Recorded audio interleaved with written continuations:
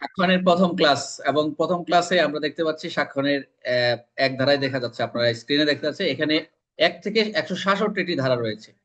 আমরা ইতিমধ্যে আপনাদেরকে পিডিএফটা আপনাদেরকে গ্রুপে দিয়েছি, আপনারা আজকে থেকে পড়া স্টার্ট। আজকে থেকে আমি 1 থেকে 5 পর্যন্ত আপনাদেরকে পড়া দিলাম, 1 2 3 4 5, এবং এটা আমরা আসতেছি আমরা সূচি থেকে। প্রতিদিন আমরা 5টা করে দেখব। যদি আমরা 1 মাস আলোচনা করি প্রতিদিন, এর মধ্যে হয়তো বা আমাদের বিভিন্ন বিভিন্ন কার্যক্রম থাকতে পারে, হয়তো 2 3 4টা ক্লাস মিস হলো, আপনার গ্রুপ স্টাডিতে হবে। প্রতিদিন 5টা করে নিলে হচ্ছে আমরা 150। যদি প্রতিদিন 5টা নেই, তাহলে হচ্ছে আমরা 5টা করে 5 × 30 3 5 15 150 হয়ে যাচ্ছে। তাহলে আমরা আজকে থেকে দিলাম 1 2 ধারা বাতিল, 3 4 5। এক ধারা হচ্ছে যেটা আমরা পাবো এখন সংক্ষিপ্ত শিরোনাম, যে আমরা সবসময় আইনের অন্যান্য আইন যেটা পড়েছি, যেটা হচ্ছে এই আইনটি কত সালে কার্যকর হয়, প্রবর্তন হয়। 2 ধারা বাতিল। 3 ধারা গিয়ে পাবো আমরা কিছু এক্সপ্লেনেশন বা ইন্টারপ্রিটেশন, অথবা কোনো ডিফিনেশন, অথবা টিকা, আমরা যেভাবে বলি এখানে অনেকগুলো টিকা পাবো। তারপর 4 এবং 5। আমরা 4-এ গিয়ে আমরা কি করব, আমরা কিছু অনুমানের কথা বলবো, আইনের কিছু অনুমানের কথা রয়েছে। এবং 5-এ হচ্ছে বলা রয়েছে এই আইনের বিচার্য বিষয় এবং প্রাসঙ্গিক বিষয়ে সাক্ষ্য দেওয়া যেতে পারে। এই বিচার্য এবং প্রাসঙ্গিক বিষয় ছাড়া অন্য কোনো বিষয়ে সাক্ষ্য দেওয়া যেতে পারে না। আমরা এগুলো আসতেছি, জাস্ট এই 5 পর্যন্ত দিলাম সবাইকে। এই 5টা সুন্দর করে লিখবেন, আলাদা খাতা, রাব খাতা থেকে সবাই জমা দেবেন। মূল খাতা কেউ আর দিবেন না, যে খাতাটা করছেন, যেগুলো প্রশ্ন আর ঢুকবে।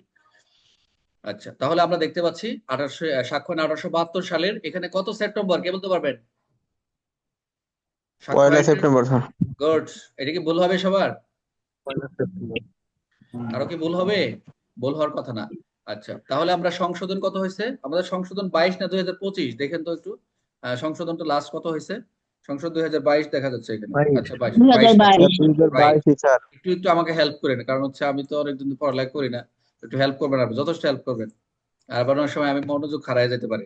তাহলে সংক্ষিপ্ত শিরোনাম হচ্ছে এক ধারা, আমরা এখানে সে মুখস্থ করবো। এই আইনকে সাক্ষ্য আইন 1872 বলা হবে। প্রথম এমসিকিউ, মনোযোগ দেন। এভিডেন্স অ্যাক্ট 1872 সংক্ষিপ্ত শিরোনাম, শর্ট টাইটেল কি? শর্ট টাইটেল কি হবে? এভিডেন্স অ্যাক্ট 1872, যদি সংশোধন হয় সাথে সংশোধিত 2022। এক ধারা কারক এইটুকু সমস্যা আছে? একটু কথা বলবেন। এখন মনোযোগ দেন। এক ধারার কি কি বলা রয়েছে? এক ধারা একটা কথা রয়েছে, এক্সটেন্ড বা কার্যকর বা সীমা।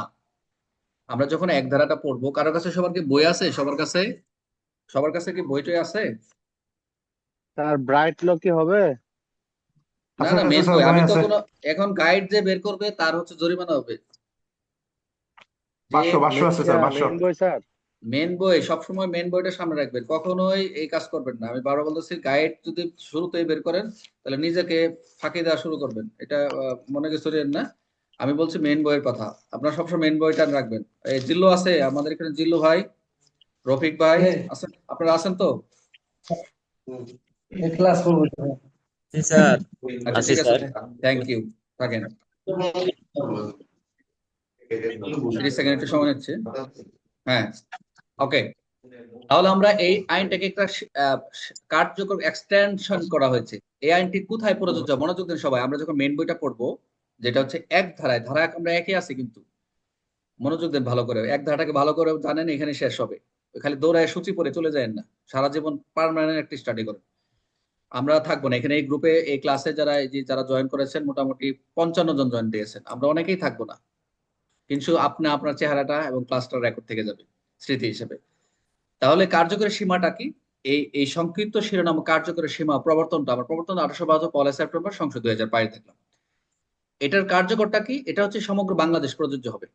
এটা হচ্ছে প্রথম, যে আমরা যেমন জয়েন্ট লেখা রয়েছে, আমরা জয়েন্ট পড়েছি, এআইএনটি কিন্তু মেট্রোপলিটন লেখা প্রযোজ্য নয়। অন্যান্য যে জেলার জন্য আমরা প্রযোজ্য, কিছু কিছু বিধান রয়েছে কোন কোন অঞ্চলের উপর, আইন কিন্তু স্পেসিফিক বলা। তবে এই সাক্ষ্য আইনটি হচ্ছে বলা রয়েছে এই আইন বাংলাদেশের সমগ্র অঞ্চলে, এটা একটা এমসিকিউ। এখানে একটু দেখেন আমরা যা পড়বেন, এবং কোর্ট মার্শাল সহ সকল আদালতে, এ আদালতের সামনে, মনোযোগ দেন, কোর্ট মার্শাল সকল আদালতে বা আদালতের সামনে সকল বিচারিক কার্যক্রমের জন্য প্রযোজ্য হবে। আদালতে বিচার, প্রথম হচ্ছে আদালতের কথা বলছে, মনোযোগ দেন সবাই, বিচারিক কার্যের জন্য প্রযোজ্য হবে। তবে 1952 সালে আর্মি অ্যাক্ট, 1961 সালের নাভাল ডিসিপ্লিন অর্ডিন্যান্স বা 1953 সালে এয়ারফোর্স এর অধীনে এই কোর্ট মার্শালের ক্ষেত্রে নট অ্যাপ্লিকেবল, কোনো প্রযোজ্য হবে না। মনোযোগ দেন। এছাড়া এছাড়া এ আইন আদালত আদালত কর্মকর্তার নিকট দাখিলকৃত, কোনো আদালত বা কর্মকর্তার নিকট যদি কোনো দাখিল করে কোনো হলফনামা, এফিডেভিট বা সালিসকারী আরবিট্রর নিকট অনুষ্ঠিত কার্য প্রযোজ্য হবে না। Very very important. একটু ব্যতিক্রম কি যে সাক্ষ্য আইনের এক দ্বারা কোন কোন ক্ষেত্রে এর সীমাটা বা কার্যকরটা এটা কোন কোন ক্ষেত্রে প্রযোজ্য হবে না সাক্ষ্য আইনের ক্ষেত্রে। এক প্রমাণ হচ্ছে যে কোনো কর্মকর্তা বা আদালতের নিকট কোনো হলফনামা বা সালিশকারী নিকট অনুষ্ঠিত কোনো কার্য দ্বারা এই ক্ষেত্রে এই বিধান প্রযোজ্য হবে না। আর কোন কোন ক্ষেত্রে প্রযোজ্য হবে না সেটা তো আমরা দেখলিনি। এছাড়াও বিচারিক কার্যক্রম 52 সালে আর্মি অ্যাক্ট, 1961 সালে নাভাল ডিসিপ্লিন অর্ডিন্যান্স এবং 1953 সালের এয়ারফোর্স অ্যাক্টের অধীনে প্রযোজ্য হবে না। এইটুকু জেনে নেন। আমরা আরেকটু আসি মনে রাখার জন্য।